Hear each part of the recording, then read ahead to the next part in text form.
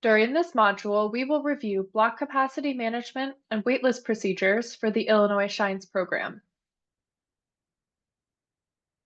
Block capacity represents the capacity of applications that can be allocated program funding. Block capacity management and capacity allocation for individual applications begins with batching. The batching process has several stages, and I will briefly explain the procession of steps. The graphic on the screen follows along with the steps I will highlight.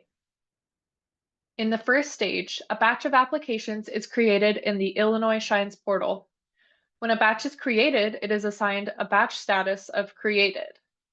The next step is for an approved vendor to submit the batch and pay the batch fee. When the batch fee payment is initiated, the batch is assigned a status of pending payment. When the payment clears, the batch moves into paid status. The batch is then reviewed by the program administrator, and if it's approved, it moves into approved status. Before an application is officially contracted through the program, it must be sent to the Illinois Commerce Commission, ICC for short. Prior to that review, the batch is assigned a status of ICC pending. Once the batch has been reviewed and approved by the ICC, it is assigned a status of ICC approved. As a batch moves through different batch statuses, it also moves through different block capacity statuses. Block capacity refers to the amount of capacity available within the program for each block. Capacity is allocated to applications in the order of their original batch submission date, with a few exceptions that I will highlight. Again, I would like to emphasize that applications are allocated capacity based off of their original batch submission date and not the application Part 1 submission date. So the two exceptions here that I would like to highlight, firstly, is that there may be multiple applications within a batch. So when that batch is submitted, there may be multiple applications with the same exact batch submission date and time. In those cases, applications are assigned capacity within that particular batch from the oldest Part 1 submission date to the newest Part 1 submission date. The second exception is that the traditional community solar and community-driven community solar applications are allocated capacity based off of a special scoring criteria and selection process. More information about that process can be found in the program guidebook. An application moves through several block capacity allocation statuses throughout its lifetime. If you're following along with the graphic on the screen, I'm now referring to the second track of statuses related to block capacity. When an application is Part 1 submitted and included in a batch, it is assigned a block capacity status of submitted. When the batch is submitted and paid, the applications within that batch are assigned a block capacity status of batched. At this point, applications have reserved program capacity, even though they have not yet been officially contracted with the program. Applications will retain a block capacity status of batched as the batch is approved by the program administrator and is pending ICC approval. When a batch is ICC approved, the applications within that batch are assigned the block capacity status allocated. This is the point at which an approved vendor and one of the utility buyers enter into the renewable energy credit agreement. It is important for approved vendors and the public to understand how much program capacity is available at a given time. The best resource for assessing available capacity is the block capacity dashboard on the program website. You can access the block capacity dashboard by navigating to the Illinois Shines homepage, selecting the Reports and Data drop-down menu, and selecting the block capacity dashboard webpage. On the dashboard, you can assess whether a block has capacity by referencing the capacity availability column for a particular block. If you want to see a more detailed summary of program capacity, you can reference the bar chart. You'll notice that the bar chart has 6 buckets of capacity that are summarized in the chart legend. Full definitions for each of these bucket statuses are located underneath the chart itself. The statuses in shades of red indicate capacity for applications that have reserved program capacity. Statuses in shades of green indicate capacity for applications that has not yet secured program capacity but are in the pipeline. The block capacity statuses allocated, batched, and submitted should sound familiar as we discussed them on the previous slide.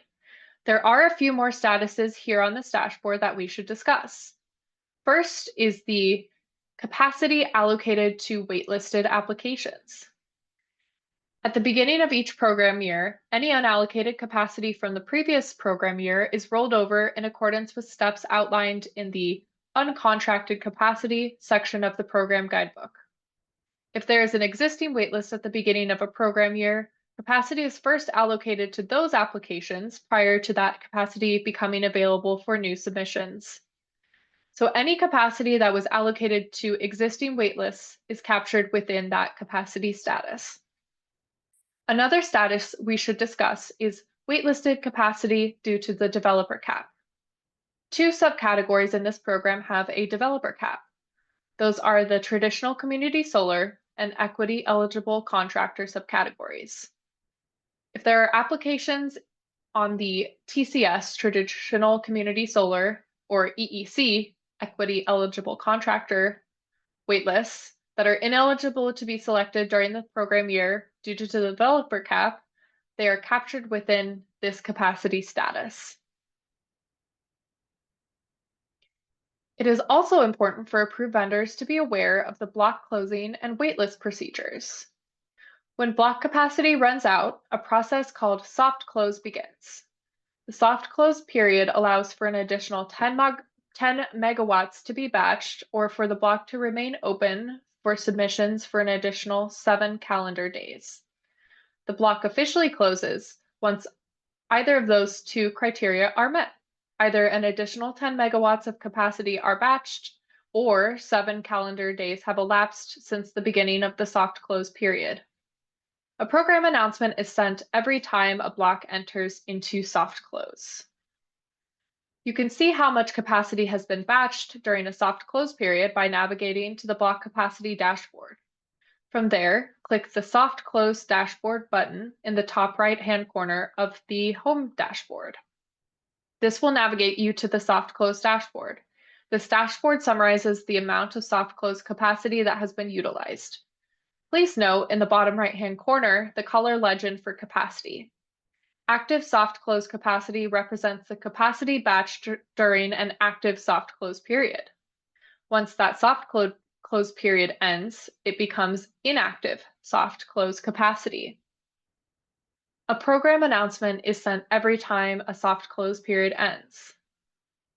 After the soft close period concludes, the block is considered to be hard closed.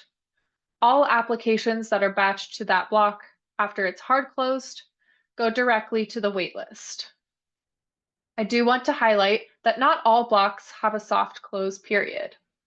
Namely, the traditional community solar and community-driven community solar subcategories do not have a soft close period, as these subcategories have their own special selection process. Again, details on that selection process can be found within the program guidebook. The program waitlists are available on the block capacity dashboard webpage. Applications are typically waitlisted for one of two reasons. The most common reason is that a block has exhausted its available capacity. The second reason an application can be waitlisted is due to the developer cap. On the screen, you can see an example of a waitlist where the developer cap is relevant. Applications that are waitlisted due to the developer cap are identifiable with an asterisk next to their place on the waitlist. A common question we receive is, when do applications come off the waitlist? Applications can come off the waitlist during a program year as applications are removed or withdrawn and capacity is freed up. Alternatively, applications may be taken off the waitlist at the beginning of a program year during the capacity rollover process. Again, further details about that process can be found in the program guidebook.